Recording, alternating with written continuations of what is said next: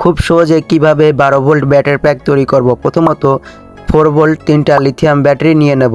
এরপরে ব্যাটারি 3টা series soldering করব, প্লাস মাইনাস প্লাস আবার মাইনাস। এরপরে একটি 3S BMS নেব, বিএমএসটি এরপরে কোস্টিপ লাগিয়ে নেব। কোস্টিপ লাগানোর পরে 3টা ব্যাটারির উপর খুব সুন্দরভাবে লাগিয়ে নেব। এরপরে বিএমএস থেকে 4টা তার সোল্ডারিং করব, b plus b minus, battery 1 battery 2। এইগুলো সোল্ডারিং করার পরে এরপরে আমরা ব্যাটারির সাথে তারগুলো সোল্ডারিং করে দেব। সোল্ডারিংয়ের সময় সোল্ডারিং আয়রনটি ব্যাটারির সাথে না ধরে রাখলে ব্যাটারিতে সমস্যা হতে পারে। আপনারা চাইলে এই ব্যাটারির প্যাকগুলো আমাদের কাছ থেকে নিতে পারেন।